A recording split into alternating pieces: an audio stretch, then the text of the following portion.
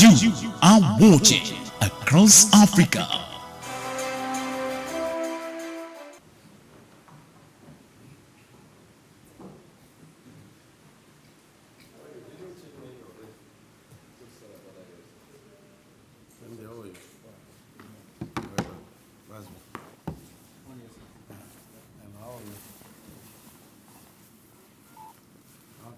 Is it formal or informal? You people are in charge. Your Excellency, very good afternoon, sir. Your Excellency, before you Are we doing national anthem or are we sitting down? we are sitting down, sir. Thank you. Before you, Your Excellency, are the members of the editorial board of some newspapers Limited, who came all the way from Lagos since Sunday, and here, Your Excellency, to have an exclusive interview with Your Excellency, having gone around to see just a few of the wonderful projects that I have put in place in the last 6 years. I felt it is very pertinent to have an interview with you so that I can go to the print. The leader, Your Excellency, is no other person than our friend, the managing director of Sun Newspapers Limited, Mr. Ono Habuke. Your Excellency, in the team is also the editor, the daily editor whom we interact with on daily basis. Incidentally, is the son of the soil from the local government area. That is Ihan Achawosu, who is the editor, the daily editor. Chidi Nadi is the Sunday editor. He's here with us, sir. Tobe Adeoye is Saturday editor and is from Ekiti State. Magnus is Your Excellency, your son, who is working for us in Enugu Zone. He's the head Southeast Bureau. And finally, our own brother who actually helped to bring in this team to a body stage, our own last one. I think we should either say it's a shareholder or friend of the, or a friend of the newspaper. Your Excellency, at this point, I shall be inviting the managing director to lead in this exclusive interview with Your Excellency. Thank you, Your Excellency. Thank you.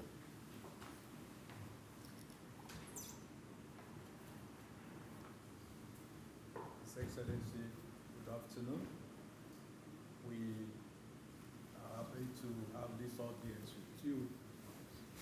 We have been around for some days and we have gone around the state and seen many projects.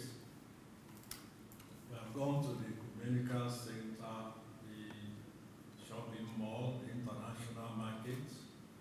We have seen the airport under construction. We went to Edda to see the long and high bridge. We have seen the government house houses, and I would say with all sense of responsibility that they are impressive projects. And having gone around, we want to ask some questions to get some clarity on what you have done and what you intend to do. We still have 1.5 years to go. And from what we have seen, constructions are going on and work. And we want to know how we want to end. Excellency, I will start this session by asking this question. Having gone around and seen projects, we can rightly say that Ebonyi State is a construction site because work is going on all over the place.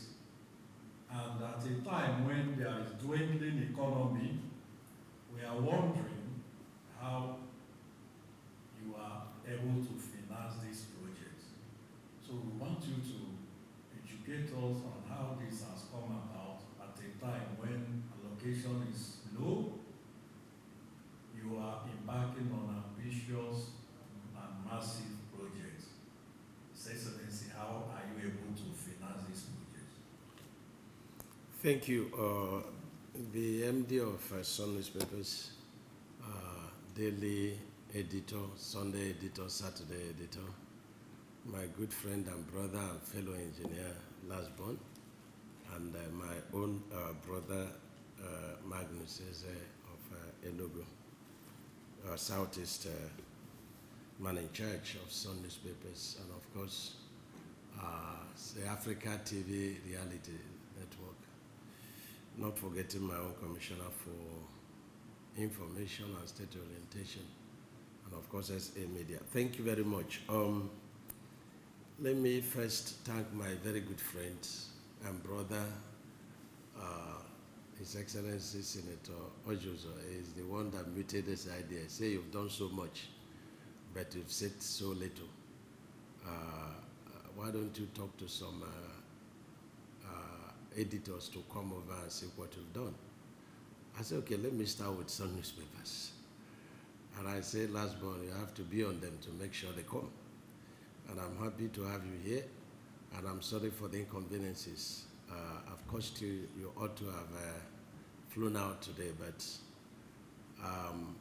this early this morning, I had to go and answer the former governor, Chief Elechi, who had wanted to come here to visit me, but I said no, out of respect as a founding father and also as the former governor. You know, I should always go to see him and for the interest of the state. So accept my apologies. There was a mix-up yesterday night because you had talked about 7 p.m. and I was ready. But when I mentioned to my commissioner, I had a different idea. So in all and all, accept my apologies, and every disappointment has the hand of God in it. You will fly this evening and you fly very well. Amen. Let me thank you very much. Let me first and foremost say that many people have been asking this question, how do you do all these things?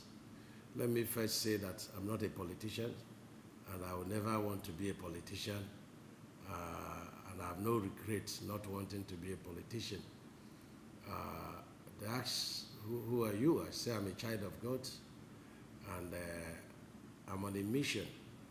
And my faith says that the gift and calling of God, that without repentance. So I see what is happening in Ebonyi State as God's grace, God's mercy, and the determination of the people to rise up from the dust of the nation to the salt of the nation. First and foremost is that there is no man who can do any of this modest achievement without the hands of God upon the person. So I think we came to leadership by the fingers of God. And we had a 5-foot covenant with God, because it was tough for us to be, and we made a covenant with God. And what we see is a product of the covenant with God. And let me say that to help the people at any level of leadership is a product of two things. One is the fear of God. Two is determination to leave legacies behind you. So, thank God first, the willingness of the people, the sacrifices of those working with me, my determination, and the grace of God's health upon my life. These are what I should say are responsible for our modest achievements. And mind you, if we have ever borrowed, it will just be money we borrowed internally to enable us pay salaries before our IGR and the federal allocation would come. So I can vehemently tell you that we have not really borrowed to finance any project. when it comes to foreign loan, we've not obtained any until about last 2 months, where we succeeded in concluding what my predecessor started in terms of foreign loan for the Abakaliki 199 kilometer ring road, passing through its local government of North and Central. Out of that 199, we've done about 58 kilometers on our own, mostly on concrete. And then the total loan portfolio is 150 million US dollars. And from June next year, we'll start paying back. One success about that is that we insist that it must be concrete that we should use, because from experience in this part of the country, as you are doing asphalt, before you even finish the failure of some sections of the road, you'll be starting on your face, and then we insisted and we dragged it for 2 years. Eventually, I had to sign undertaking that if the cost exceeds the budget, I will put state funds. So that's that. The other borrowing have been borrowing that happened before I came on board, like the national borrowing that all the states did for AIDS, and just such things. And then the one borrowed before my coming on board, which was for Abakaliki Stormwater Project. One of the most beautiful, flood control measures you ever see any part of this country. It's about 90% done. We've started repairing the loan. First, since 2015, I've been repairing the loan. So this way, they basically do this thing. And then the other loan will be the loan that is common to all the states, that is secured with the ISS crude account. The borrow for agriculture, common to all the states. And of course, it's centrally deducted from our FAC account. So it's important to paint this very clearly that we have not borrowed, as a state to put in any infrastructure. Okay, may I also ask, what is your driving force in your choice of projects and infrastructure development? The people first, and don't forget I was a party chairman, I was a deputy governor, and so within those years of being a party chairman and being a deputy governor, I had to understudy the needs of the people. The ecumenical center, you see, which is adjoined even better than the one in Abuja by the president of CAN, is part of the covenant that God gave to me to build a worship center that any Ebonyan anywhere in the world that is troubled and will face the direction of that edifice and call upon his name, that God will answer. So it's one of the 5-fold covenants that God gave to us. Then the Abakaliki Mall, I feel that we should have a mall. And when I invited ShopRite to come and do a mall for us, they came and gave us a very small thing. This impression people have always had is to downgrade Ebonyi State, and think us very small. And so one of my driving forces is to, rewrite the history of Ebonyi State. That you can't think us small, to build confidence in the people, to raise the integrity of an Ebonyi man, so that, his best will come out to compete anywhere. Because the worst thing is for a man's, confidence to be eroded. And poverty can do that. A combination of, conspiracy can do that. And so I spoke to the ShopRite, and they say we can build this thing downstairs and say you will put 6 billion, you command 20%, you build the road, you build the infrastructure, we put up that, and in 2 years you sell off your 20%. I put my calculation together and I felt that with 6 billion, I'm done with the mall. The mall you're seeing did not take me up to 10 billion, including the roads, including all the infrastructure and everything. And so now we have a mall that is Ebonyi State, and then we can give it to any investor to manage. The important thing is that we have that, infrastructure, which nobody will take away from Ebonyi State, Now, I tell you something, for example, in Eda, the flyover bridge, every year we lose up to 50 people, within that axis. And fortunately, I was the one who started the project in 2004 under Sam Ewu. I was the engineer. 5 companies had, come and gone in expatriates. They couldn't do that road, And that was the time you could do a road even without stone base. And so I did that project successfully until Sam left, and then Elechi inherited the road, and then I was able to complete it. And it's still one of the roads that, is still standing until God brought me in, and then I had to now reconstruct it by putting concrete all through. And I think the section is close to, from Amasri down to Nguzu, is about 45 kilometers. And we have about 1.5 kilometers to go. And they would have completed that project, So why did we go into that flyover bridge? I've been there, I've seen it all. I've seen life lost. I see that there is no, big truck that can carry full load and climb that hill. The hill is about 45%, slope, grade. And so I needed to do something to save lives. And so I'm constructing a flyover bridge to reduce the slope, from 35% to 7%.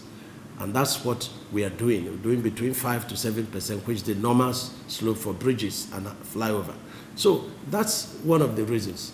Now, what about the medical college? It was actually supposed to be a campus of Ebonyi State University, for medicine only.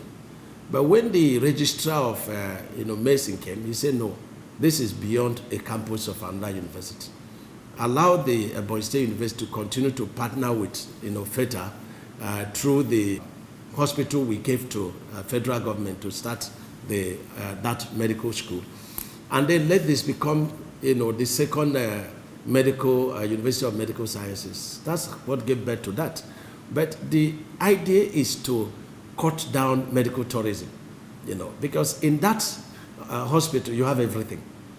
You have the cancer center, which Mr. President graciously gave to us, the building and the equipment, You have the isolation center under SDG from federal government.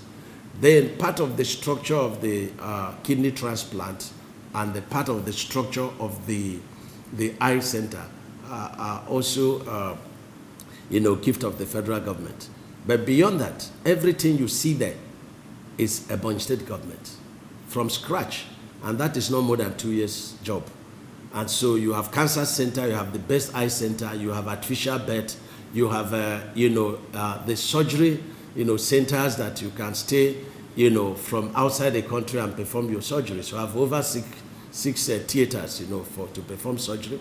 You have the kidney transplant, you have the liver, transplant, you have the best, lab you can find anywhere in the world. We have all that. And we also have, of course, we're building the mortuary is a home for all, if Jesus tarries. And then you also have what is not obtainable anywhere in Africa, and I mean Africa, and that is, the dialyzer production. The dialyzer production is the major component, that is used to care for kidney disease and transplant. And so we got this company in Switzerland, and we've sent the ambassador from Nigeria to Switzerland to go and study them, and they have done that. And then we've paid 100% for the dialyzer plant. So we're going to have dialyzer plant in Ebonyi State in that place. And we have the patent. Any way that you want to build that plant again in Africa, Ebonyi State is going to be a beneficiary, So that's what I did for Ebonyi State, not for an individual, so that Ebonyi State will continue to benefit in terms of that. Let me also add that of late, the NSIA, we got them to establish the heart, surgery center in that university. So, and the idea in that university is that to produce the best medical students. The idea is that we have a department for traditional medicine, where traditional medicine is going to be developed in that, place. And it's a complete community in the sense that there is no student that is going to stay outside the campus. There is no senior lecturer and academic lecturer that is going to stay outside the campus.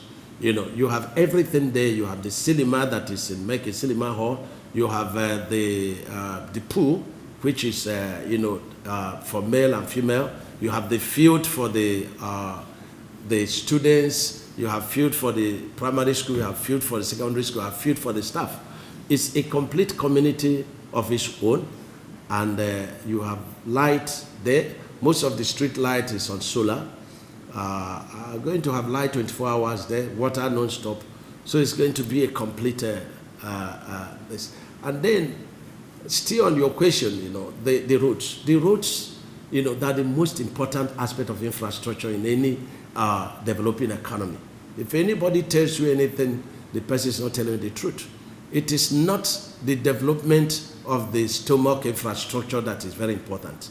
You have to develop the roads. Then you have to send the people to school. You have to send children to school. You have to develop the healthcare system. Then you have to empower the people. But unfortunately, and that is the truth, we have to revisit, the desire of our people to work. What makes China tick is that everybody is working. Everybody is working. In my citizen budget presentation, I had to present, because I intend to rest next year, but it doesn't seem it's possible. And so I said, look, next year, we want to construct 5 kilometers. Before it was 10 kilometers, but there's no local government that will have at least 20 kilometers of road, concrete road, fully built. And the local government chairman, there is no local government that have not built on their own at least 3 kilometers of concrete road. Some have built bridges. I know of 3 local governments that have built, 4-span bridges in their respective local government, which is not common. So this is exactly the pattern we are using. We know the problem of our people. Because if you won't be able to move from one point to the other, then you can't do business. Even health-wise, it's not possible. There's no location of the headquarters of any of our local government that we will not get within 45 minutes from the center. So what about the airport we are building? Yes. What's the catchment area? We have, Enugu State. We have Abia State, your state. We have Benue State. We have Cross River State. And partially we have Akwa Ibom. And we feel that being an agri state, that we have the capacity and capability to sell our vegetables. We also need to develop our commerce. We want to build along that side aeronautical engineering. Why should people take their plane outside the country for, sea test? Every country developed by the brain of 1 or 2 men. And so I believe that these things are possible, it's just the will. I read a portion in the Bible in Genesis where they were trying to build the Tower of Babel. And God looking at them and said, behold, there is nothing that the mind of man is said to do that will not achieve. And God cut confusion by giving them different languages. So I believe there is nothing the mind of a man is said to achieve that such will not be achieved. And so we are building the first concrete, runway,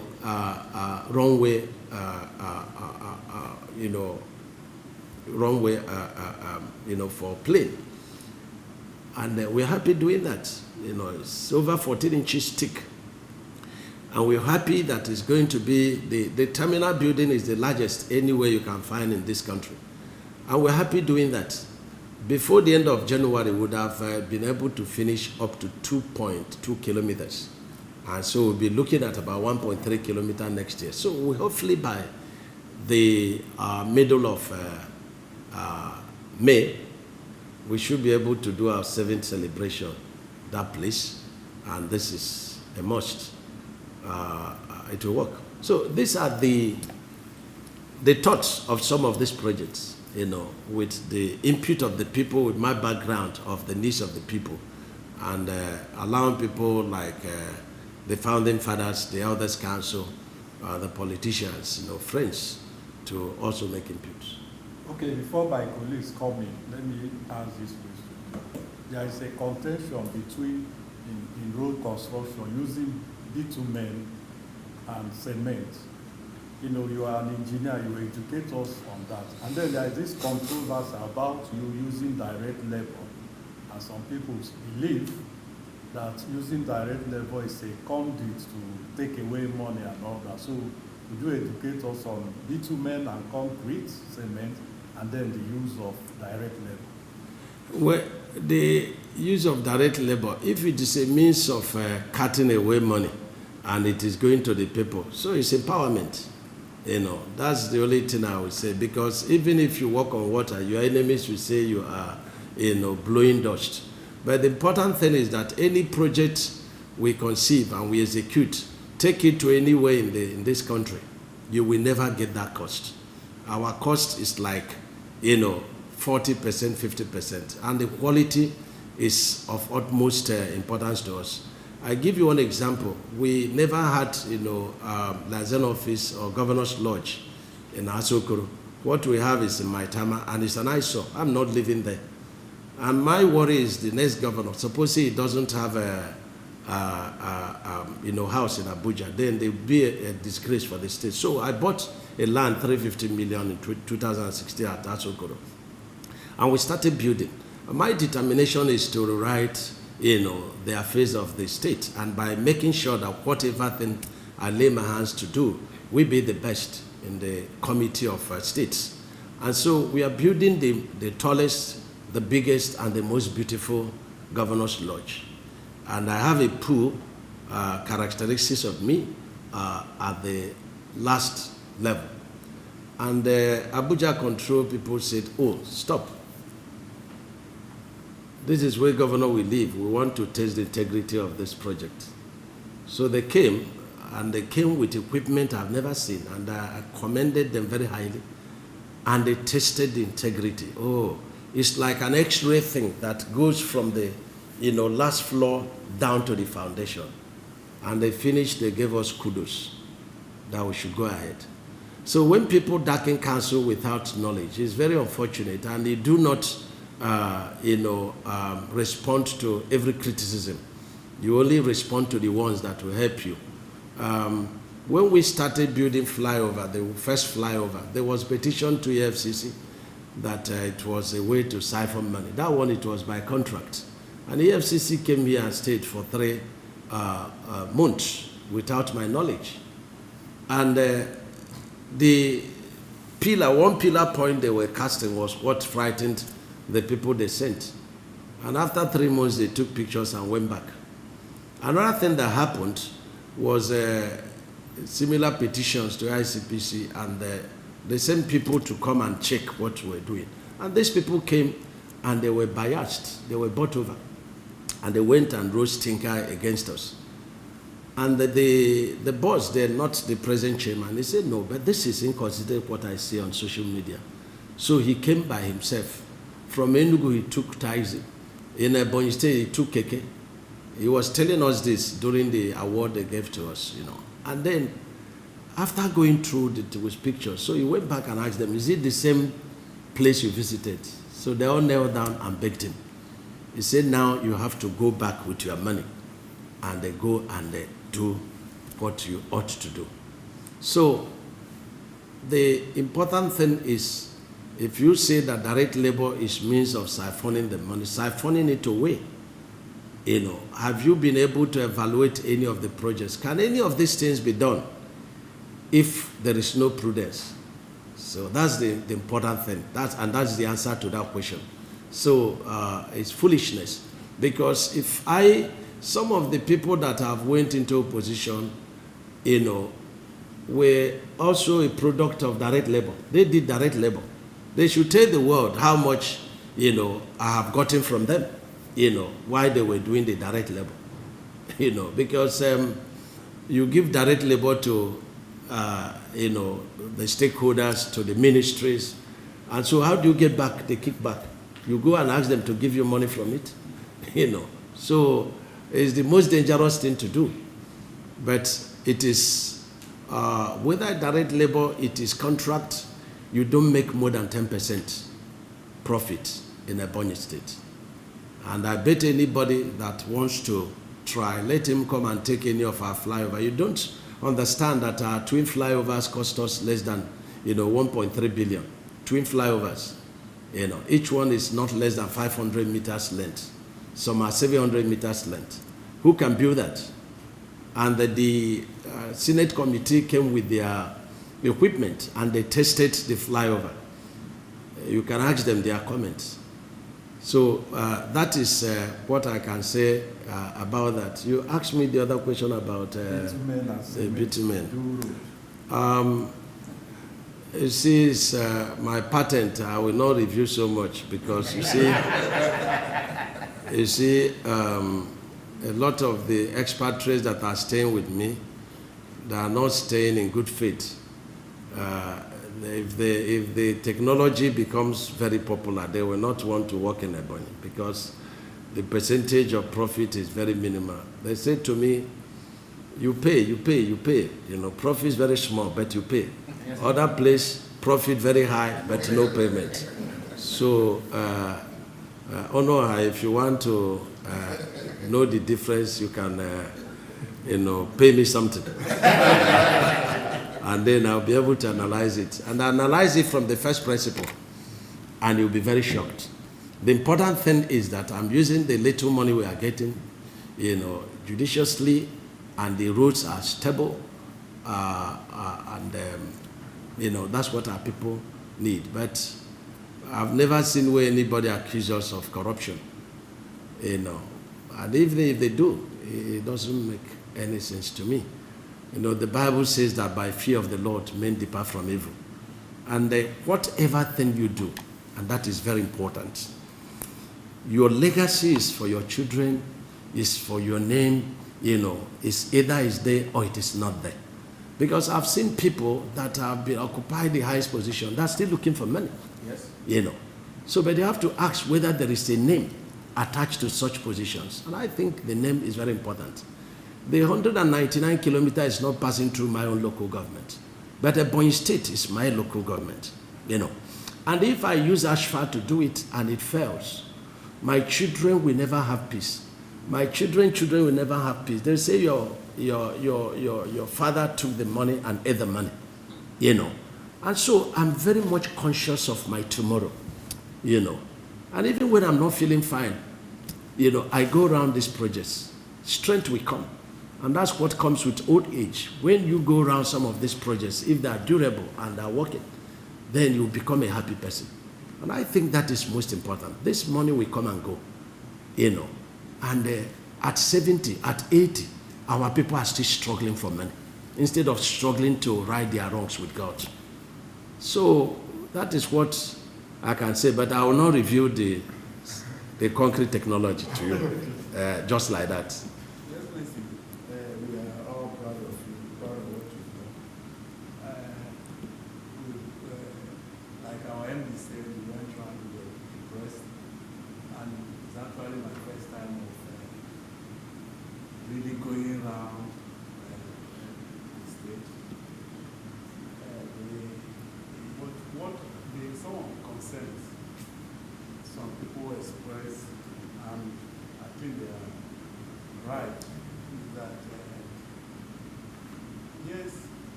Some of those projects, some argue that they are far ahead of them. That you don't know how Ebonyi, after you, will be able to sustain and maintain that. And they also look at, you see, when the former governor, Samuel, built something like hatchery and a few other things. Just after a few years, the state of those projects and all this, then they are looking at a university like that medical school.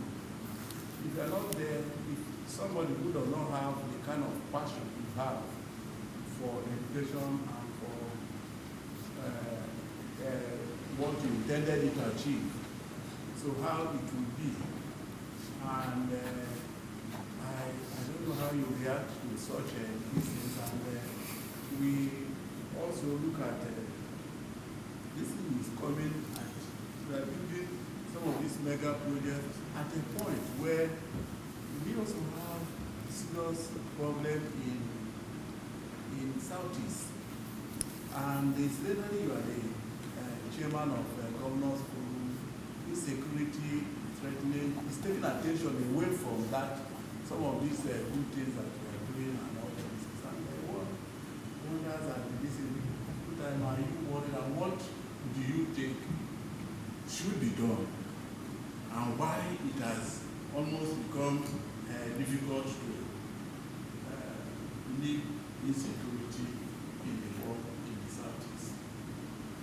Yeah, thank you. I'm happy when you say that the projects we are building are well ahead of Ebonyi State. That's exactly what I want to do. You know, in the Bible, Joseph said to his brothers, he said that God has sent me to secure lives for you. And I was in China and I saw 100-story buildings, multiples of them. And I said, what are all this for? Nobody is there. They say it's for the next 100 years, for their children, you know. You see, one of my critics has even sometimes said that I'm building a flyover where there is no water. Have you ever heard that kind of thing, you know? Flyover is not over water. Flyover is over, you know, to decongest traffic. You know, bridges are over water, you know. So, what we are building is to secure the future of our people, and it's beginning to turn in results. If you check, in 2015, you wouldn't see any hold-up anywhere in Ebonyi State. But security-wise, and by reason of the infrastructure and the roads we are building, in the evening, you will see a lot of hold-up. So without these flyovers, you think about what would have happened. We have about, is it up to 6 flyovers on the African Trans-Sahara, road, running from Enugu, going down to Ebonyi, to Goja, to Cameroon. Imagine how busy that road is if you don't build the flyovers. In the presence of my wife, some students were crushed in some of these intersections, as soon as we came on board. And so lives are being saved. Those lives being saved, maybe the next president, the future president of this country, maybe governors, maybe the people God had anointed, to take care of our old age. So these projects is a product of well-thought-out program for the future of the state and our people. Something like the medical college, yes. Government runs nothing. We've approached, we've advertised, and because of the COVID and the insecurity in Nigeria, we didn't get response from foreign investors, because we want foreign investors, those who are running hospitals and running schools, to take it over. And so the last alternative is to talk to the Catholic Bishop Conference, because they have their own universities, and it's an organized community. And so we've spoken to them. They came, and they said like what the Queen of Sheba said to the King of Israel. He said that they never told, that what they told them about the glamour of Israel, was, so much lower compared to the glamour of Israel that she had come to see. So they said that the way we described the place was much, much, lower than what they have seen, and they are very much interested. So we've agreed to run the university as a state for 1 year, and they take over. So in my tenure, they will take over the university and they run. We are working on MOU. NUC has approved the admission ongoing. We do the first matriculation in December, and a lot of people are applying. And all the equipment, that we have for the specialized areas of medicine, we have an agreement that there will be retainership for maintenance and for running for 3 years. And it's part of our payment, for this. And we've paid for over 95% of this equipment. We fully paid over 95%. So we are also making some contingent plans towards, making sure that these things are out of the hands of government. We've advertised for the running of the mall. No government runs mall.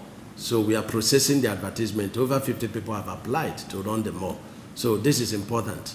When I went to see Mr. President, and I said, sir, I need financial assistance of 10 billion to help me to equip the airport.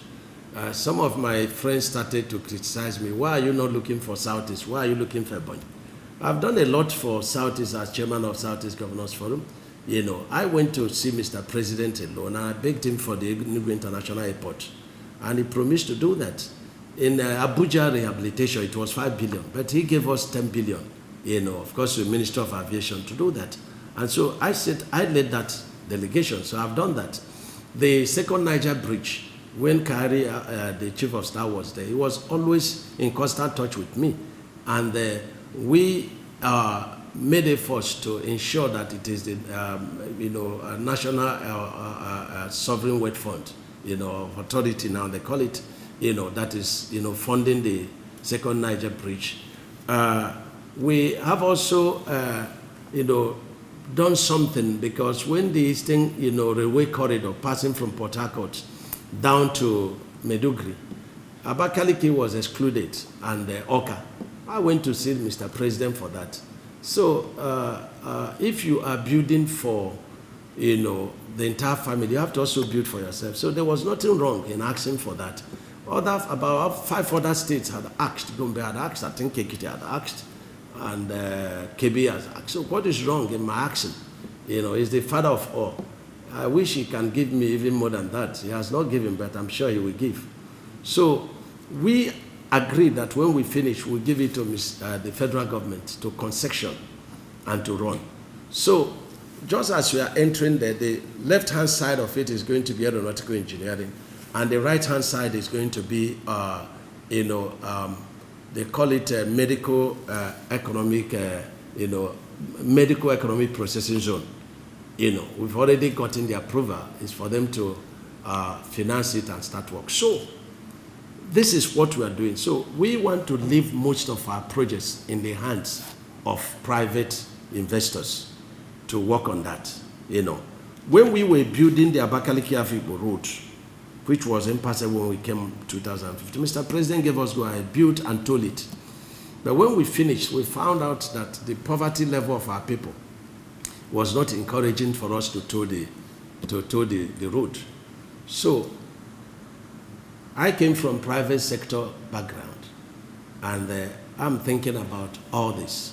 But one thing is very certain, that whomever God brings to succeed me, I'm not interested in who succeeds me, because it has no meaning. Anything I can do for myself for 8 years, why should I want somebody else to do it for me? And moreover, I was a businessman. You know, my business might have been standstill from absence, but they have not died. I will revive my businesses, and we continue. So when I leave, I will turn my back on this, unless when I'm consulted. Of course, I have to pay consultation fee, then I will advise. So that's what we are doing. On the issue of insecurity in Southeast, it's a little bit complex, you know. It started on a good note of marginalization, note of not having equal treatment. And I say yes, but they needed to be defined. You can't make a blanket accusation, and you can't insult the governors. You can't insult the president. Is it part of the agitation? So I wasn't in tune, you know, with the method of the agitation. But at a time we came together and we said, as leaders and governors, can we know the agitation? It didn't start today. It did not start today. Of course, Ojukwu started and later made a blanket statement and said we shouldn't do another, you know, civil war, you know. And then Wazirike started, you know. But they were all peaceful dialogue, you know, at the time of Wazirike, which of course our brother Nnamdi Kanu was part of before they now went out. Whatever that happened, that, you know, this agitation went into hate speeches, you know, against the leaders of other regions and, of course, against us. I do not know, but I don't think it's the right way to go. It's not the right way to go. If you want to say, look, I want to be on my own, you must not use hate speeches to do that. If there were marginalization, did it start just with the present administration? The answer is no. We've had everything that any government could have in terms of our people being in position. Why is it that our people did not use such opportunities to address those marginalization? You know. So why is it that they did not? When during Obasanjo time, during Jonathan time, there's nothing we've not been. But some of those people that were in such vantage position are the people doing open letter to Mr. President. You go to Southeast, you see a number of abandoned projects. If you probe further, you find out that our sons and daughters are the contractors.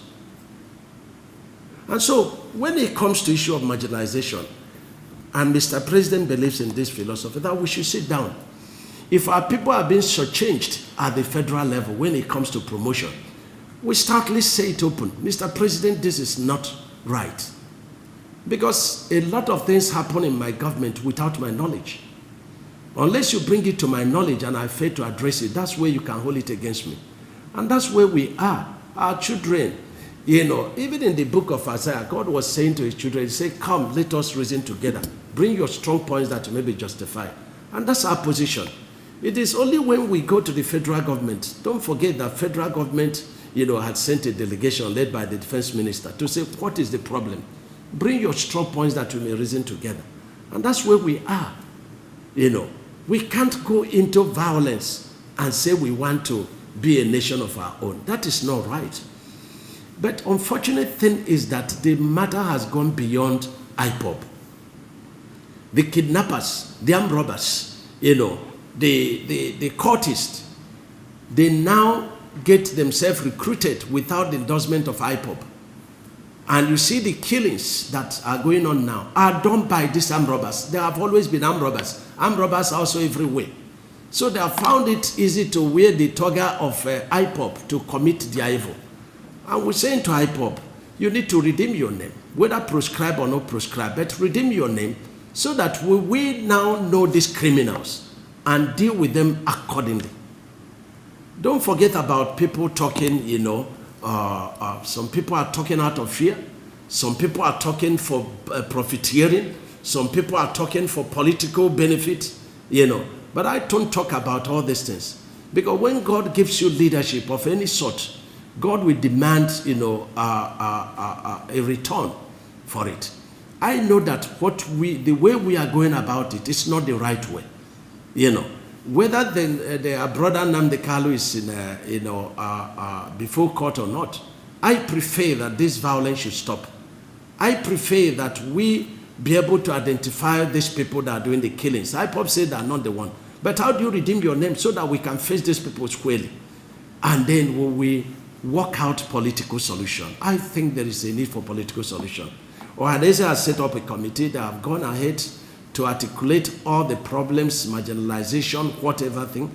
They have given it to us governors. We've shared it to the 5 governors. We are making inputs, and by the time we do the collection, we'll be able to know where we stand, and we call another meeting, and we go before Mr. President. Sir, these are the feelings of our youth. And I think this is the way to go, But right now, if they tell you that the DSS formed the National Guard, the people killing, we are the ones killing ourselves. That is the basic truth.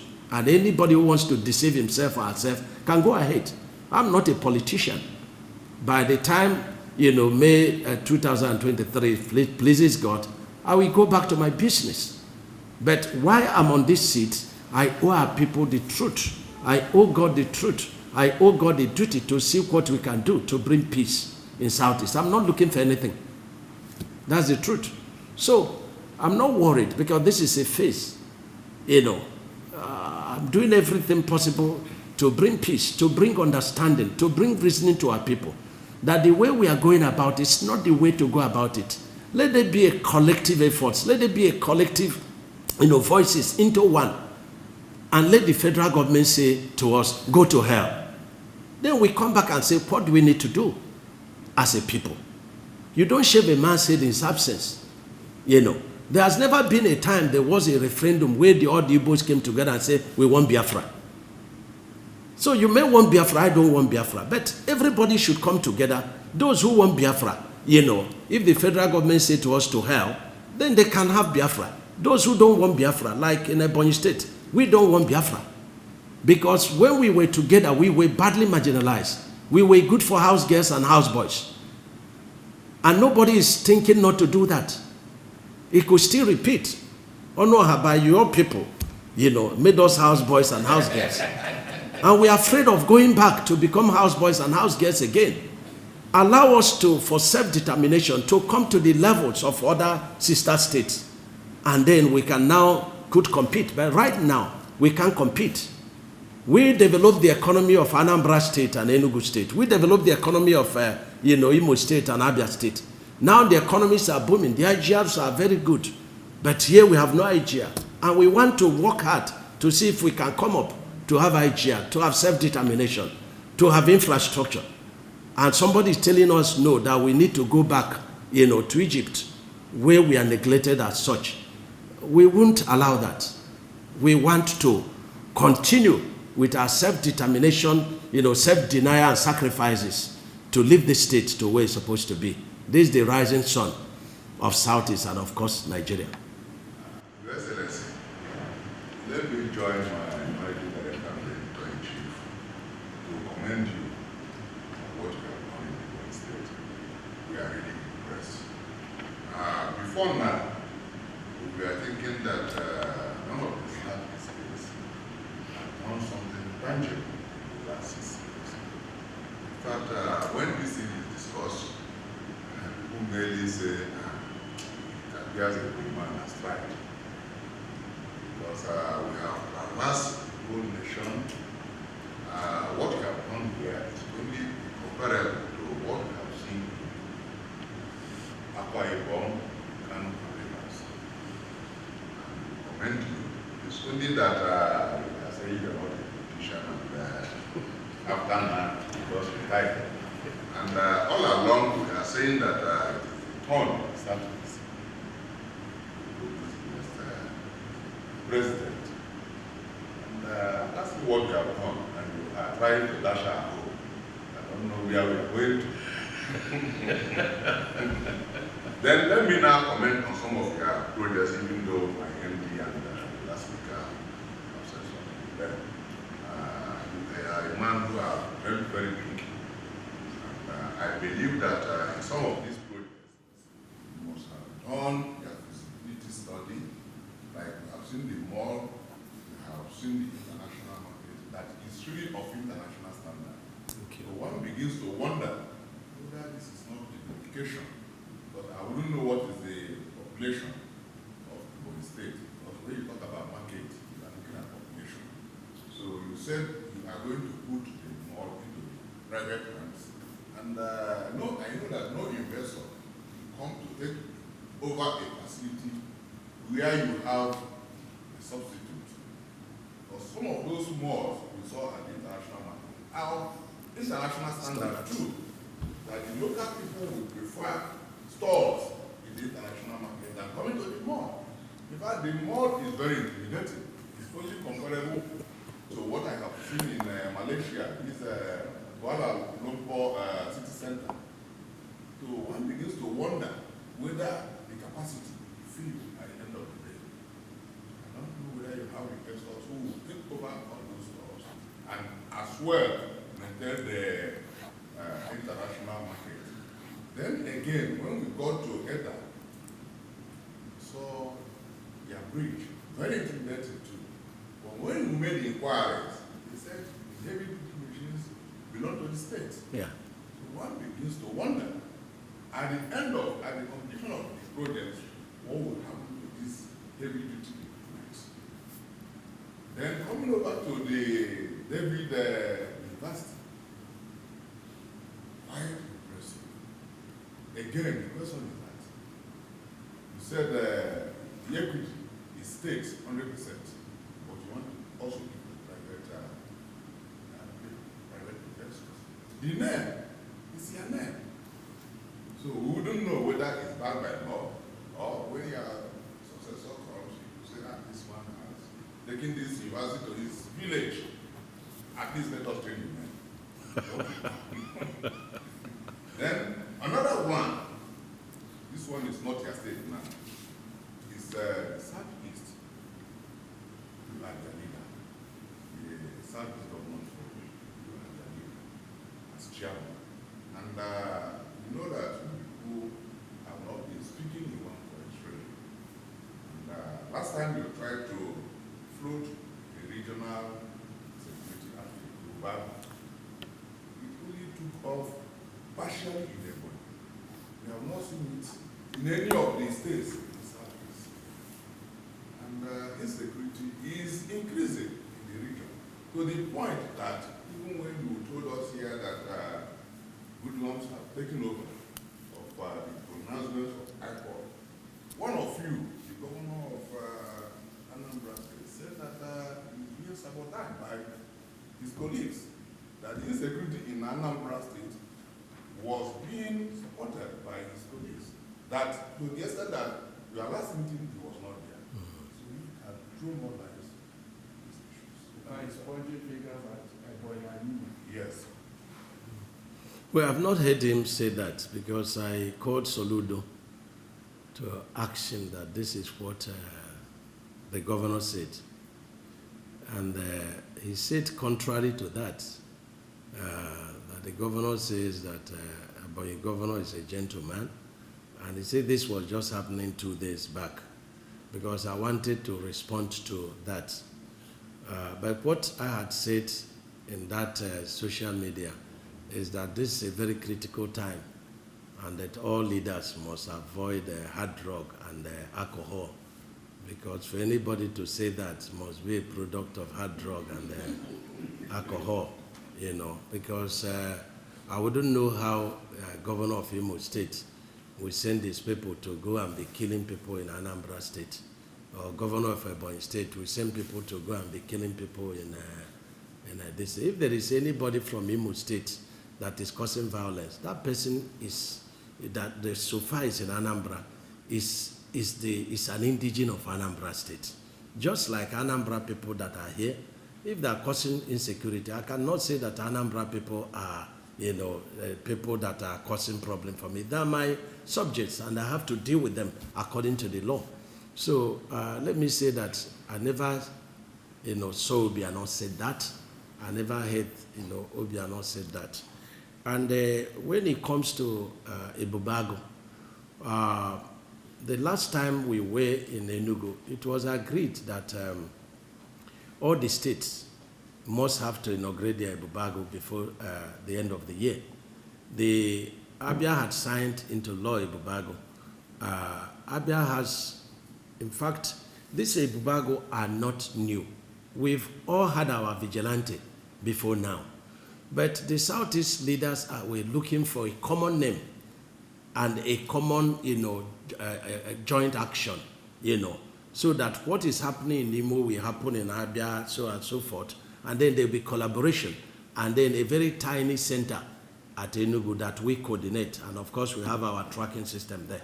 That is the essence of this thing. Not that the people from Imo will be recruited and posted to Ebonyi State. There's nothing like that. In Ebonyi State, Ebubago is fully functional, not partially functional, fully.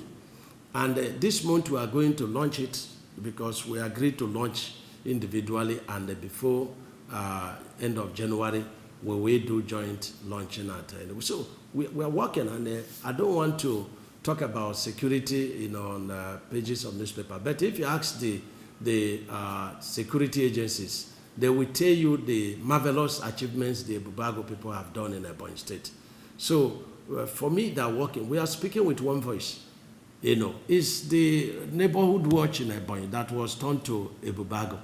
It's the forest guard in Enugu that was turned to Ebubago. We have the Bakassi boys in Abia State turned to Ebubago. We have the Kochapo in Anambra State turned to Ebubago. So these are not new, they are working. But you see, one thing that is a big problem is that everyone that Ebubago arrests, they will shout, oh, Ebubago is after IPOB.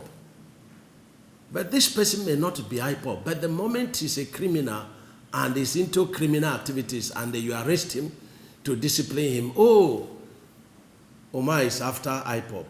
Oh, Ebonyi is after IPOB. That is the impediment. If you say that people are not speaking with one voice, I will say yes. But whether governors are speaking with one voice, yes. Because we can't afford not to speak with one voice.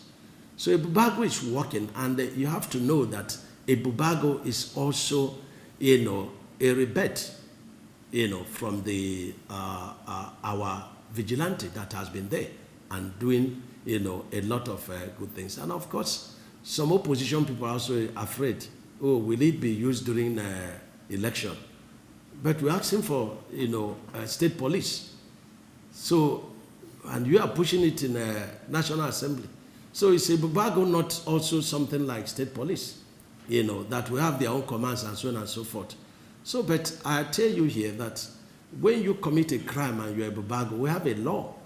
You will face it. We have sent some of the Ebubago people, to face the law when they misbehave. And our law on Ebubago is very, strong, because if you don't do that, it's like you are training a lion. If there are no codes to train the lion can turn against the owner. This is very important. And that's why you do not do politics with security. Very important.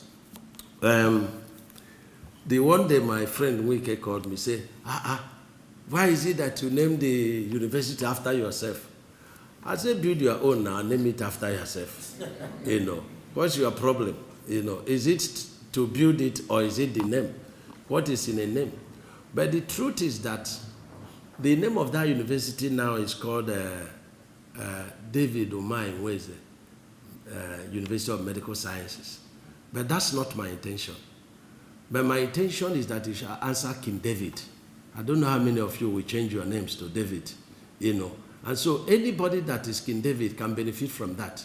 But my destiny is the King David of the Bible, And so I sent a name to the House of Assembly, called it King David University of Medical Sciences. In their own wisdom, they changed it to David Umahi Nweze, And for me, it sounds odd. It doesn't sound sweet. It's not light in the mouth, Now, when you get to overseas, you hear of Heathrow. You hear of, Kennedy, President Kennedy, International Airport. That's the kind of thing I like to. So when we go back to the House of Assembly to, change this university to a private university, we are also going to insist that it should be a King David. And if the Catholic are running it, then it will be King David Catholic University of Medical Sciences, So that's how that thing, came up to be. And like I said, the equity is different from the investment. The investment is 100%, but the equity will be worked out, because what is important is that this thing is available for our people. Yes, for profit making for the future of the state is important. But what is even more important is that this thing is there. It creates its own chains of businesses and economic activities. And this is very important, Even though I don't believe when people come to take your land, they say that, you will benefit from tax. How much tax? I'll say it will give you employment. How much are they paying us employment? So if you are taking my land, you have to give me equity, That's my own, because this land will one day finish, and you will be the owner of the land. So my people have not benefited. They are benefiting from paying them 30,000 naira salary. What sort of slavery is that? So if it is means of not easy of doing business, so be it, because I have to preserve the future for our children. So this is very important. Yes, the Edda flyover. It's not only in Edda. In airport, we are the ones doing it. In fact, I'm not sure of any job that is going on contract, because what we did is to convert all the contractors to direct labor, and then they're also happy because they are not going to wait for retention. They're also happy because if their money profit is 5%, they'll get the 5% immediately, So when we came on board 2015, we bought over 30 bulldozers. We bought excavators. We bought, all sorts of construction equipment, including concrete pumps and cranes. Don't forget that, I was a contractor, and all my life I've only worked on designing projects and then being on site. I'm a 10% person, office person. The rest of the time I'm in the field. And don't forget that I'm a fellow of the Nigerian Society of Engineers, and it's not by award, and I think I merited it. One day, I was talking with my friend Wike, and he said, well, all his projects are done by Beja. I said, there is no Beja engineer that can be as qualified as myself. And I said, he can bring one, let us test, All the entire projects of Ebonyi State is designed by me. because I've done nothing else in life other than, structures. I give you, digress a little. One time I brought a white man to see if he can help me to reduce the stress on me. And so we met in my village, and then we started going from one project to the other. And each project we visited, I would bring out the drawing, discuss it, and then do some designs here and there and make advice. And so when we came to Abakaliki, he said, this is how much dollars we pay. He says he wants to be paid 10,000 a month. I said, I will pay, provided you will take off the stress. And the man agreed. He said, let me go to Lagos and bring my things. The man went and changed his number and switched off. Because it's like, who is this governor that knows what I know? So it's not a possibility, And that's also the problem of a number of people. When they come, they find out that we know a bit of what they know. It becomes difficult, So these machines, by 8 years, the machine would have been getting worn out. If another governor wants to go the way we went, he will buy his own set of machines. And then these machines will be sold auction, not by me, by the next government, if they want. And it should be sold to our people. These are people through direct labor that have been developed. We now benefit from this. And this is how, economic activities, and self-reliance. I can tell you in Ebonyi State that our funds circulate about 95%. 95%. So because if you are doing direct labor, the ministries are the ones doing it, stakeholders are the ones doing it. So the money is here, and so you see a lot of activity. There's no part of the state you go now, you will not see construction going ahead. This is what it is. 2023 presidency. Sometimes, I say, God, why am I passing through this? But I realize that, we are like shoes or tools in the hands of God.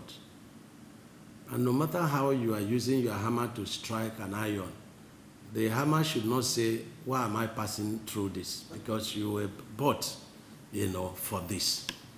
So I think that I'm a sacrifice as far as this state is concerned. And I've come to accept that, all the burdens. Here, I die and resurrect by the burdens and the pressures of work.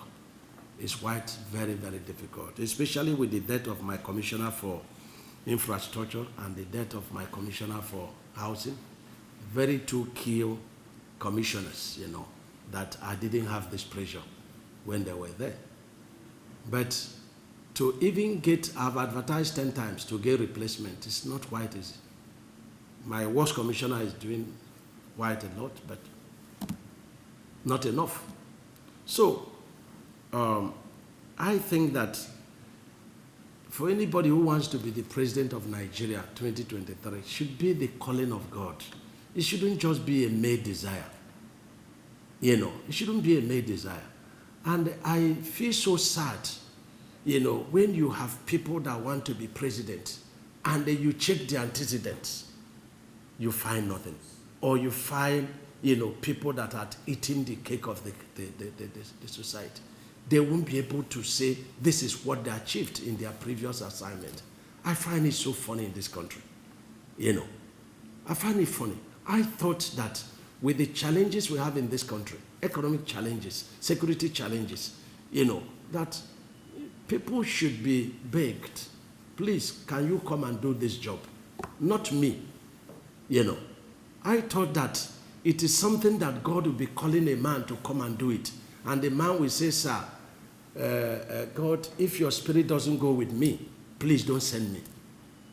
The next president needs God's anointing. He needs God's calling.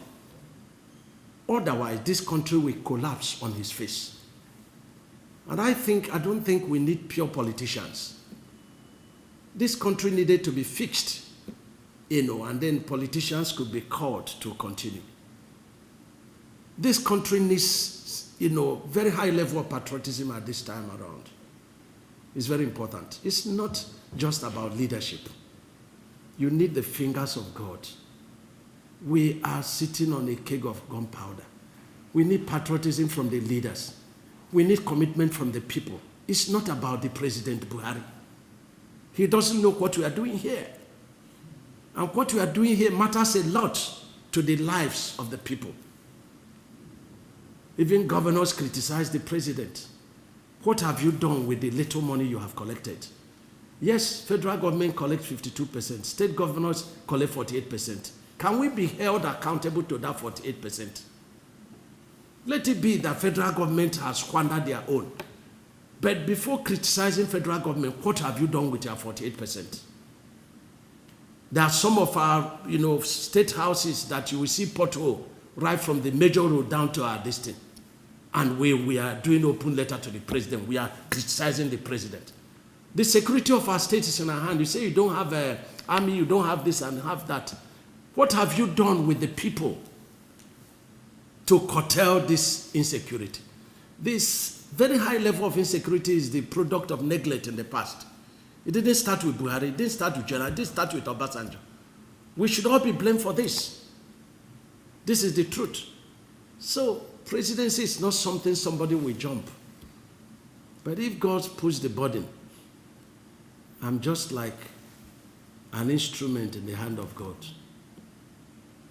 If he puts the burden on anybody, including me, and the Spirit follows me like he has followed me here, despite my shortcomings, then it's doable. But to struggle for it, you can desire it if it becomes the will of God. But I'm saying that it needs more than a name. The next president of Nigeria. It should be a calling. It should be that the passion. Somebody says that the passion of the Lord has consumed me. Because if we don't do that, then it becomes a problem. And I will end this by insisting that Southeast should not be neglected. Because even this insecurity in Southeast is for us playing in the hands of these so-called agitators. If agitator says tomorrow you are not going to list any Southeast person in this board, and it happens, then you are fueling their fears. You have to ambush their fears. What is wrong with Southeast person becoming president? What is wrong with that? We are nation builders. As chairman of Southeast Governors Forum, I've been fighting that we don't have any crisis because all our investment are outside Southeast. And this is what I'm preaching to our people, for them to understand. Some people have even gone to court to push us out of the nation that God has used us to build. We need to be sensible, and that is my position. We shouldn't be the people to be afraid of. A Southeast person is a team player. A Southeast person is a nation builder. It's not somebody that is clannish. That's why we went to Kaduna, we went to Kano, we went to Southwest. We made investment more than what we have invested in Southeast. We should be given the opportunity, even if it is 4 years. And if we confirm their fears, they can take back the leadership. This is not a threat, but the truth remains that fairness and equity and justice can rebuild this nation. This is very important. And I will continue to say it like this, even till I leave office. Because if Southeast is not putting into calculation, I don't know what will happen. It will continue to fuel agitation. And you know that nothing can quench, the uprising of oppression, the uprising of neglect, the uprising, of injustice. Nothing can quench it. This is very important. And we have a lot of capable hands in APC, in PDP, and other parties, even in APGA, that God can choose to do this. So let our leaders think about the unity of the nation. 4 years, it's not 4 decades. You test Southeast, if they are not able, you take it back from them. But I tell you that Southeast man will rebuild the unity of this nation. This is very important. May even tend to neglect their own people and be consumed by the pressures of other places. So this is very important. The market and the mall, they are two different concepts. The market is more like, the mall is more like, how do we use it? You know, it's more like, is it a celebrity? You know, so to say. That's where you display your beautiful wares. You know, most of the wares displayed at the mall, you have warehouses in the market. If you look at the Dubai Mall, you see Dubai Mall, which is where we copied this mall. You know, you find out that their warehouses are outside the Dubai Mall. You can buy a few things within the mall, but the bulk purchases are done outside the mall. And that's why we made that international market. You know, again, it's my mother's name, St. Margaret Umahi International Market. If anybody is angry about that, my mother came and gave birth to me so that I'll develop this state. If you build your own, you put your mother's name there. You know, that is very important. So, and again, it's the House of Assembly that imposed it, and I have to accept that. Because I believe my mother was a saint. She came for the sake of the state. So, there are two different things. And again, not everybody can go to the mall. But here we have people from South, we have people from North Central, we have people from Abia State. It's a center now. And we are not even done with the market. You know, our idea is that nobody should be found outside selling anything. And that's why we built those big this thing. But we are building one more facility. And that is the facility for, you know, in the Bible, you know, the man at the, is it where the angel once in a while will come and stay the water, and the first to go there.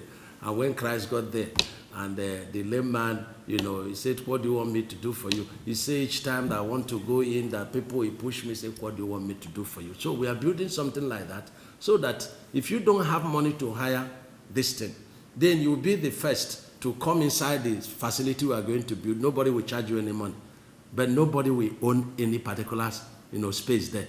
If you can't pay for any shop or any space, every day bring your wares. You can come by 5 o'clock, so you'll be the first. The moment that 1,000 capacity is filled up, there is no more space.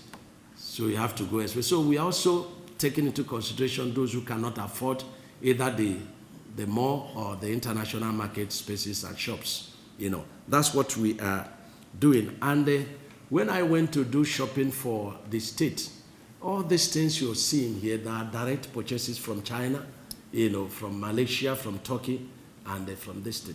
One time I accompanied the people to go and buy, you know, and then they followed me. I said, no, this is not a governor. One of my commissioners asked why. He said, because there is no governor that ever came here that don't say, put money for me, put money for me. He said, this man is pricing like, you know, an you know, trader. 23 companies followed us back to find out if it's true that we are governor. And they have taken shops in the mall. You know, we have people for electrical, we have people for, you know, furniture, all kinds of people, you know, they have taken shops, they have made some payments. The shops, the mall is almost sold out. We have the people, the Lagos Computer Village. They have taken over 30% of the international market. And we're still counting. So that is the distance. So the projects, you know, they all have history, they all have intention, and they all have sustainability plans, you know, as far as this thing is concerned. I've answered your very tough questions. I have a follow-up. Yeah. A follow-up on this 2023 election. Yeah. Because the argument some other people from other Nigerians are pushing out is that, yes, the Southeast has been clamoring that it wants to produce the next president and all this. But so far that, whereas in other you've seen some people coming out strongly to indicate intention. Power is not given anyway. You have to make effort for it. If we are waiting for someone to come and say, okay, my son, you are a very good person, come out and do this. So it will not be, and the argument has been now, why is it that Southeast is making effort? Is making effort to do the business. Your Excellency, that's number one. I don't know why all of you are keeping quiet and a bit shy, doing that. And this thing again is that even within the NPC, as I have gone to a couple of places where when they talk about, the governors from the party who have done so much, who have done the business, whether deliberately or whatever the business, I don't think that the business, just like my colleague said here, they will only say, the governor of Ebonyi State, but nobody has actually said substantially that this man has distinguished himself so well that he deserves the listing and all the stuff. And if you are also a bit shy, why is it that people also feel that you from PDP to APC because you wanted the presidency? Why are you not coming out only to say, okay, yes, I'm interested and I need this? Yeah. Why is it taking you so time? So to do that? Yeah. First of all, let me correct the impression that it's only in Nigeria that power is given. And I will give you the instances. In Obasanjo's case, power is given. In Yar'Adua case, power is given. In Jonathan's case, power is given. So it is only in Nigeria that power is given. So this is very important, and the trend are there. So it should not be when it's the turn of Southeast that we start saying, we are not speaking with one voice. So we are waiting for the power to be given. This is very important. It has happened to other people, it should happen to us. This is Nigeria, that we all belong to. And when I left PDP, based on, personal conviction. And it is still haunting them. They go up and down. That's the reason they zoned the thing to the chairmanship to the north. Let me see when they come, because the history of PDP has been, they zone this to here, you zone this to here. Let me see how they will shortchange, Southeast again, by saying that they will not zone presidency to Southeast in PDP. So, as far as I'm concerned, I'm a sacrifice, in respect of that. And it will be fruitful, it will mature, that is very definite. Now, if you say that nobody has come to say that this guy has distinguished himself, Mr. President has asked you people say that I came to become president. What is wrong with my becoming president? President said it by himself, which means that the leader of the party, Mr. President, has seen nothing if I become president, if I came into APC to become president, this is very important. But I want to tell you that when it comes to Southeast, I tell you that a lot of my colleagues speak very highly of Ebonyi State. Very, very highly. I have so much respect for them.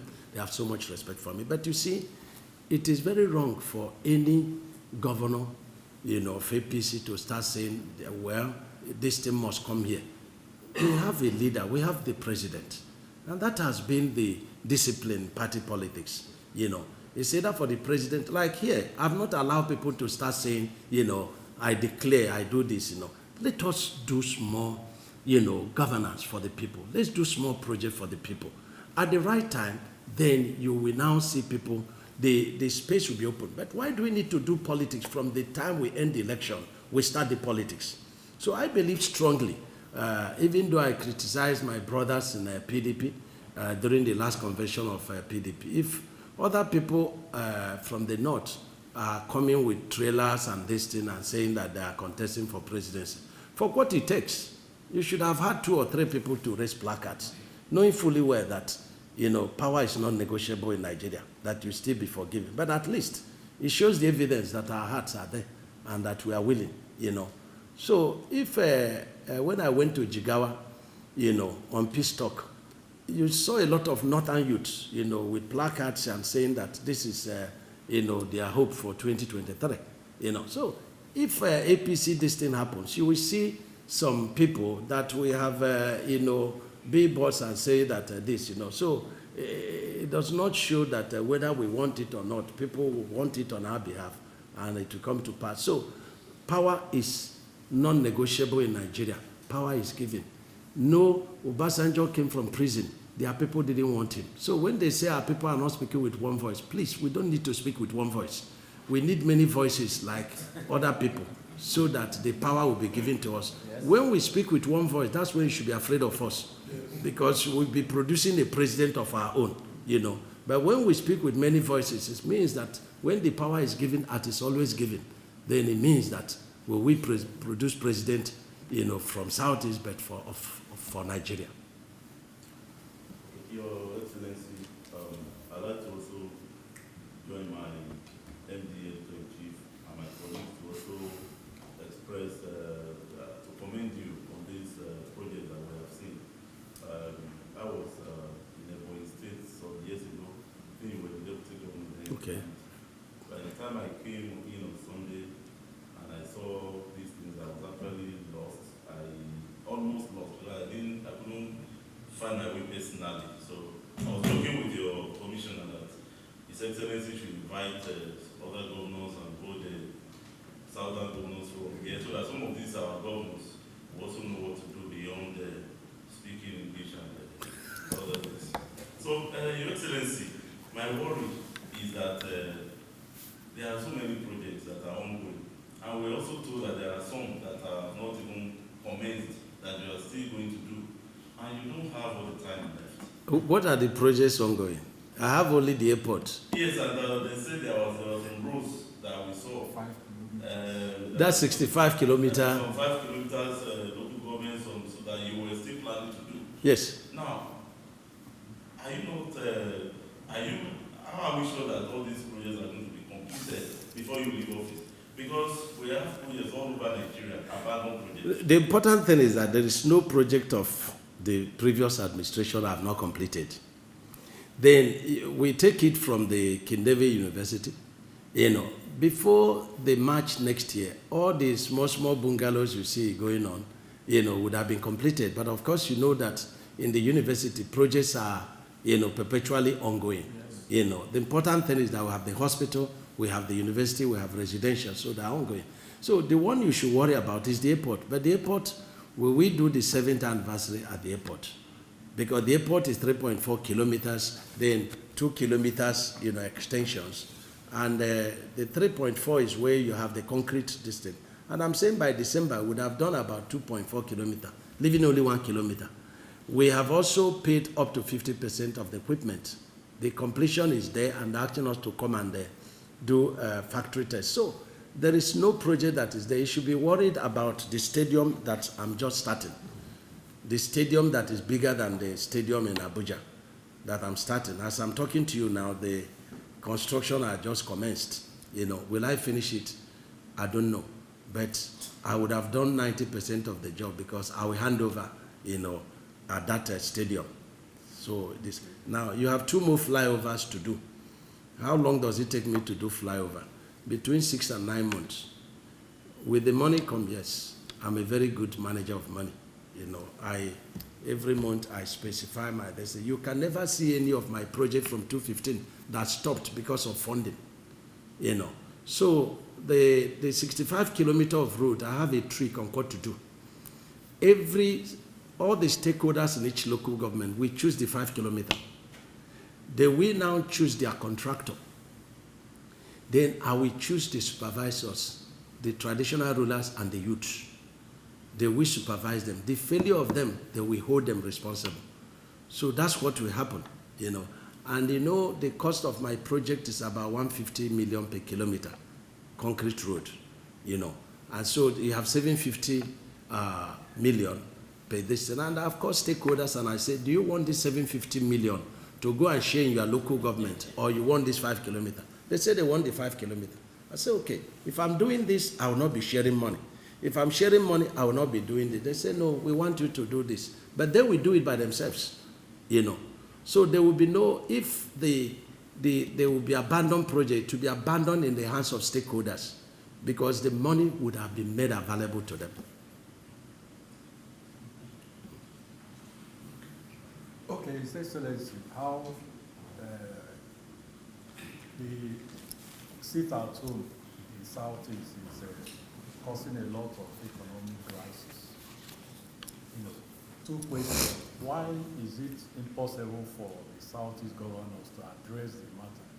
And then secondly, why is the Southeast governor not talking about economic integration? The economic integration, we've talked about economic integration, but you have to drink tea first before you start drinking over tea. You know, you start talking about economic integration where people cannot pass through your state. You have to first of all create roads, you know, in your state before you start talking about economic integration. Will anybody tell me to come and do a joint, you know, investment if my roads are not fixed? This will be of no use. And again, when we talk about economic integration, you have to talk about comparative advantage of the states, you know, which are the areas we can individually do. What I thought as a region is that we're supposed to set, you know, some dates, you know, where we should be able to have A, B, C, D done in our various states. And then something like railway, it is very important to have a common, you know, integration in that respect. Something like, you know, to have one university, you know, that would be the best in Africa. You know, something like hospital that would be the best in Africa. You know, there's something like, you know, economic zone. You know, but you can't do any of these things if you have not developed, you know, certain basic infrastructure in your distance. But however, we are talking through SEREDEC, you know, which is Southeast, you know, Infrastructure Development Agency, you know, piloted by the robotic engineer, Bart Nach. We are doing that. And don't forget that power is very key.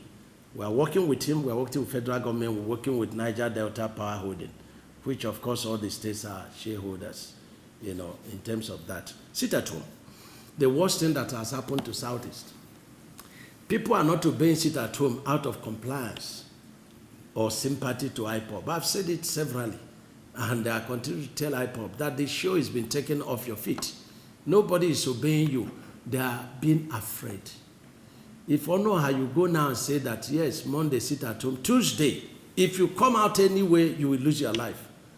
Tuesday will be added to sit at home. That is the truth about it. It's fear, because people have seen people brutally killed, you know. And how to stop it is to have one policeman to every 5 persons. Follow them about.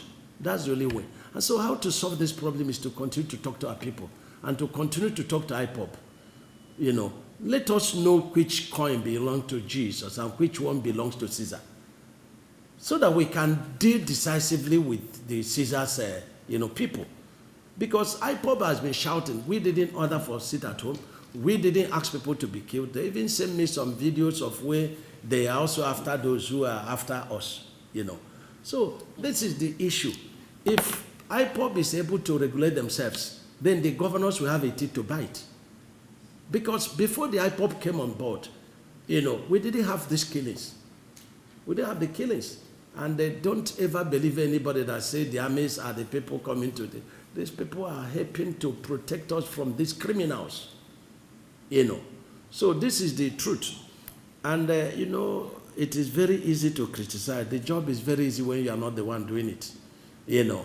Southeast governors, leaders, this. But the Southeast governors are doing their best. They're also being mindful of their people. They are mindful of the people that are representing, because the people has been brainwashed to agree and feel that we are being marginalized. Yes, to an extent, yes, you know. But the federal government has played into their hands. And so there is feeling of bitterness, you know, so much. So the Southeast governors are also being very careful. Why not compromising the constitution they swore to, you know, uphold, but also knowing the psyche of our people and see how to, you know, strike a balance, you know. So that's what we are doing. But Southeast governors are in a very difficult situation. But this sovereignty of the federal government, you know, and our states can never be compromised. It doesn't matter what anybody is saying. You know, Nigeria belongs to us. We are members of Nigerian nation. We don't have any other nation as far as today is concerned. But we want a nation that is filled with equity, fairness, justice, and fair play, where everybody will be free anywhere you are. You know, that is what an Igbo man is looking for.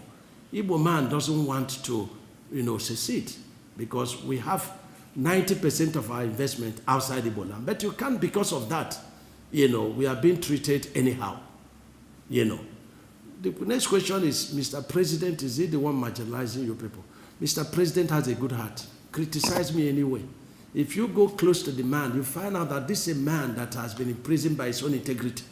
He will never ask you to go and fight his enemies. He will never do that. But I won't do that. I fight my enemies when they fight me. They fight me, I fight them. I'm not like Mr. President. That's the difference, But he's such a nice man, a pure gentleman, and that's the truth. Those who are very close to him will let you know. But there are a lot of some ills in my government, but I bear the name, whether it's good or bad. That's what is happening at the national level, Yes. Yes, please. Talking about Nigeria, just some weeks ago, Baba Nabingide, former SGM, said Nigeria is negotiable. And he repeated it, said Nigeria is negotiable. There is high time we sat down and negotiate Nigeria. How do you subscribe to that? Do you see some sense in what you say? And also, personally, going close to what you just said about yourself. Some of your critics, they say, yes, the government has also well and he has been able to do this infrastructure and the other, but he's somebody who does not build opposition, who is so intolerant, who, when any little thing he can use the Sledgehammer. to go after you. I don't know how you feel about such a... Well, it's not true. It's not true, but I fight those who fight me. That's what I can tell you, I'm not a governor, the merciful to those who fight me. I fight them, and I fight them with the measure they fight me. I do not increase the measure or decrease the measure, That is very important, Yes, saying Nigeria is negotiable. It depends on the language. Because even marriage is negotiable. Yes. Marriage is negotiable. If the man continues to do what the wife doesn't like, or vice versa, then every day they're negotiating that relationship. So, Nigeria before now and even now, they came together by amalgamation. And so if what has bound us together is no longer keeping us together, we have to sit down and review it. And that's what I'm saying in terms of Southeast. Please don't take laws into your hands. Allow us to go and discuss this, marginalization you have pointed out to us. If the leaders of the nation say to us, go to hell, then it means that as far as our case is concerned, it has been negotiated. Take it or leave it. That's the kind of thing I think, every relationship is on negotiation table on daily basis. And one person that we always say that if instead of husband and wife killing themselves, having a relationship that could lead to the death of one person, they can, divorce, And my wife doesn't like to hear this, But I continue to say that there's a caveat. It's better to, it's last born that taught me something. It says it's better to negotiate than to So it's better to negotiate, than to fight. He taught me that many years back. So it's better to always negotiate, dialogue, than to fight. And I prefer that. But you have to know very well that I'm also a very mild person. I'm very, very easygoing person, very easy to forgive. You know, sometimes the meekness tends to be weakness. But like David in the Bible, I always ask God, do I pursue them? Do I overtake them? If God says to me, yes, I don't ever engage in any battle without God saying yes. And that's why I've lost none, and I will not lose any. Not every battle God allows me to go into. And this is very important. But the moment God says, fight these enemies, the Bible says, suffer not the witch to live. The moment God says, this challenge is a witch, then we'll go into fight. But I'm a very mild person. Yes. There is a gentleman agreement with the Southeast, whereby the people rely on to choose who is their next governor. Yes. That's zoning. Yes. I don't know what is the situation in the state. What zone are you looking at to hand over power? I'm looking at the zone of God, but something is very certain. We are of 3 zones. The north took their turn, the central took their turn, the south took their turn. And as a father, I've said since the south is finishing where I come from, that south should not aspire to succeed me. And this is where with my place, where I came from, where Euchen Noji came from, because when you look at the state, the north and central tend to be one people. And they are called Abakaliki block. Then the south is, Afikpo block, Now, if Abakaliki block decides to keep the governor, rotate it between the 2 zones, they can do that. But out of the Charter of Equity, out of, fairness, they can keep it, but they cannot keep it in peace. Because anytime you don't have equity, justice, and fairness, there can be no peace, and you cannot reign in peace. So they came together and said, no, we want the South to take their slot. So we have had the 3 zones taking their slot, and I've excluded the South from the next governorship position. So it is left for the leaders of the state, the bishops, the founding fathers, to come together and say, my son, I think this, has gone all through. We can throw it, open to, the 2 zones, since you've excluded 1 zone, or we can start the rotation from the north, from central, and so on and so forth. So my heart is open. And every day I need that, I say, God, bring my successor. Because it is only God that can bring a successor that can uphold these legacies. Not that if the legacies are going bad, that I should be troubling myself. It's not my business, because I've done what God asked me to come and do. You can never really, plan for life. Because what if I'm gone and the people are gone? In the history of Israel, God was always giving them, judges, to rule them. One day they say, God, we want to be like other nations. We want to have kings. God told them what they are going to pass through by having kings. Say, give us. And he gave them Saul. And Saul became Saul indeed. And so, that for me, you can never really plan for life. Keep your heart straight, open to God, pray to him, and then allow God to do his work. God brought me by his strong arm strength. And I thank God, if Ebonyi people, have pleased him, he will also bring somebody who will continue, with the good works. For it's him that brings bad leaders and good leaders. And that's why when you are criticizing leaders, you are criticizing God. Because all God asks us to do is to pray for leaders. God did not ask us to castigate them, but to pray for them. So I'm not yet talking about who succeeds me. I'm talking to God about that. But the leaders of the state, we have a lot to say about, who God brings. But God is bigger than every other person. So it's good for me to seek the face of God before seeking the face of the people, so that God will implant it in their hearts, where, and how we will do this. This is very important.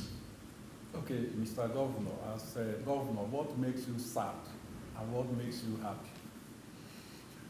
What makes me sad is when you say that a man is a woman. It breaks my heart.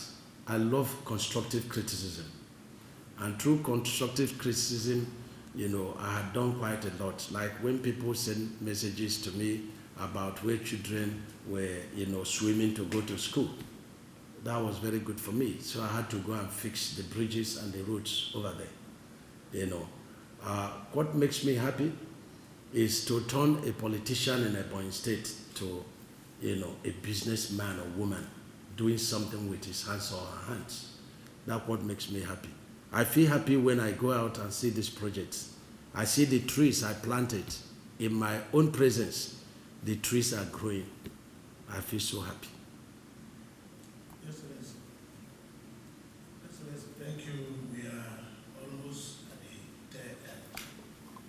Let me continue with some personal questions, just like I did. Excellency, we want to know if there were those things you used to do that by virtue of your being a governor, you can't do them again. There were things what are those things you used to do? Before I became governor? Yes, I could not do again. Maybe you're missing them. Just few things, I'm like my mother. My mother loves people. He loves to people around him. There's no time in Abuja I don't call last born and some other boys. Let's go and eat together. My mother never ate alone, and I don't eat alone. The only thing that I miss is going to Buka to eat.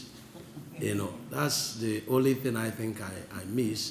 But every other thing, going to do my work, playing football with people, interacting with people, I still do them. And one very important thing that I've always asked myself is, what are those things I will regret that I didn't do when I leave office? And I remember my schoolmates, and I try to go back to them, primary school, secondary school. I try to see what I can do for them. I try to help them. One of them told me something one time. He said, look, Governor, you're a big man before you became governor. God made me a billionaire at the age of 25.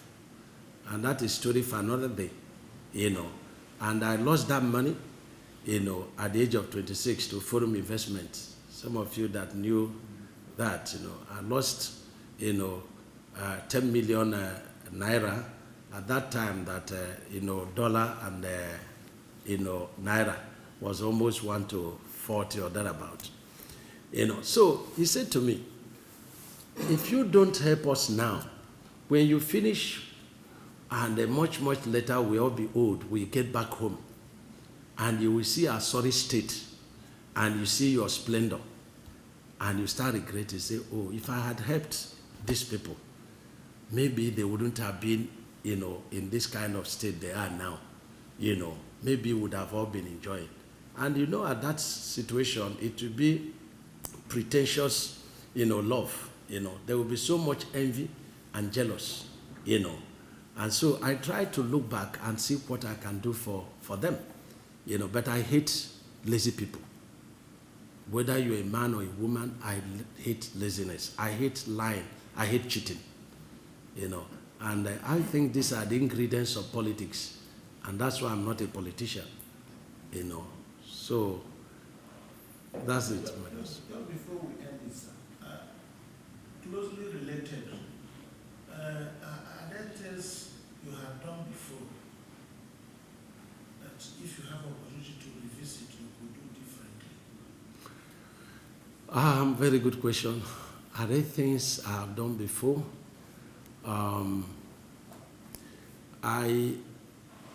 I feel that I have not succeeded very well in my fight, to in the area of IGR. I feel that I fought very hard, but I didn't really get what I needed. I'm still fighting. I've done quite a lot in the area of education, but I feel that I did not succeed 99% in the area of education. So you see, education You see IGR, you see solid mineral. I think that I should be scoring myself below 90%, but not below 89% in these areas. So if I have another opportunity, and with the wisdom and the experience now, I think I would have done things differently in the area of IGR. The people collect the money and we answer the bad names. You have a lot of, collection points set up and a lot of unpatriotic activities from government officials. But with the wisdom I've acquired now, if I had that wisdom in 2015, I would have done things differently. The same thing with, solid mineral. People connive, to undermine us. They take all our solid mineral in the night. Who are these people? Our people do that. In education, you see, people that are paid to teach, they are not teaching. We've involved the community leaders and so on and so forth on what to do, about it. And that's why, in Ebonyi State, the moment it's 8 o'clock, you cannot see any school child loitering. They have been empowered to use cane, to flog them, just very small. So these are the things. From the one, I have asked myself this question: what are the things I would regret having done or did not do when I leave office? So I'm living by that. And that is my own judgment. But that's not the way people will judge me. There are still some failures people will judge me by. And still there's some success I didn't reckon to myself that people will also judge me by. So, but I think to my conscience and to God who sent me, areas which you people even offend God more than myself, I think I've done my job. To wrap up the personal questions, I'll ask you, sir. The terminal date is May 29, 2023. Yeah. What will you miss most in this office of government? And if you were not an engineer and later a governor, what else would you have been doing in life? If you were not an engineer, what other profession do you think you would have fitted in? I would be missing the trouble of the office. I'll be missing the baseless criticism. I'll be missing the envy and jealous and bitterness and anger. These are the things I'll be missing. I want to tell you the truth. One time I was so, pissed off, that you're trying to put money into somebody's pocket. The person says you're trying to steal his money.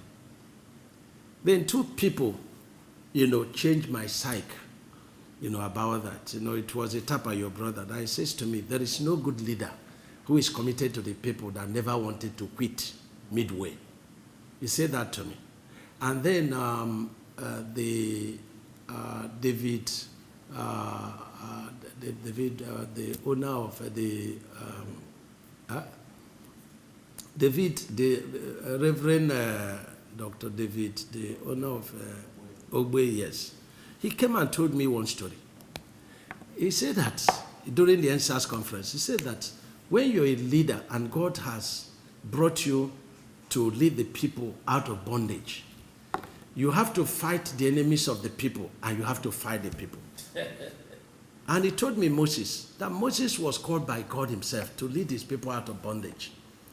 And, when he started, he saw, Egyptian beating his brother.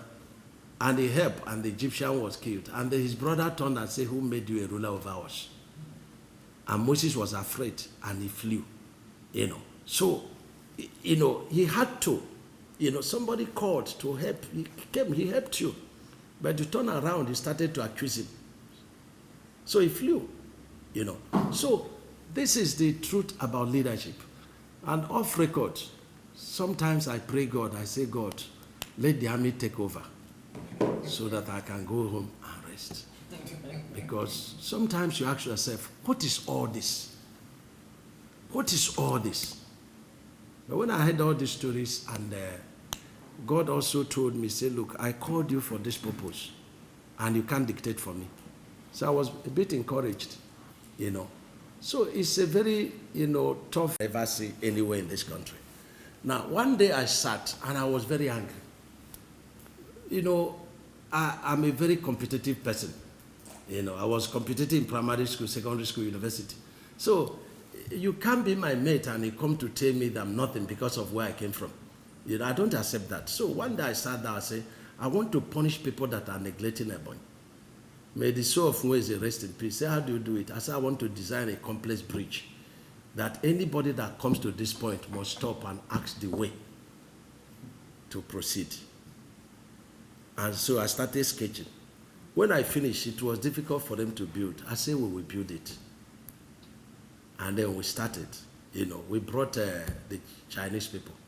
And that's what we have. So when you get to that point, you must stop and ask the question, where do you go? And you cannot go to the mall unless you go through there. So you must ask questions. And that's what I want. I want to put Ebonyi State in world map. Let people say, where is this place? Like we are now in argument. Sometimes, I'm very controversial in the social media. People discuss me, and it makes me very happy, because it's making people to have a reckoning that there is a Ebonyi State, so that we are not missed again. So I'm not angry when they castigate me and do all kinds of stuff, But when you say there is no road in Ebonyi State, it makes me angry because I know there is road, So these are the ones. But when you say things that don't have meaning, it makes me to laugh, Obasanjo, my father, is that anytime he causes controversy and is dying down, he will cause another one. So that's it. Okay, finally, the last question. Yeah. How would you want to be remembered? That's one. And then, secondly, and finally, you preach very well. Have you ever considered being a preacher? Yes. After being president, I will now, go through the nations of the world to talk about Christ. I would like to do that. I would like to be remembered, as the father of modern Ebonyi State. And that is what I want to be remembered for. As a man that God used to lay the irreversible foundation for the future of the state. That's what I want to be remembered for. Thank you, Mr. God.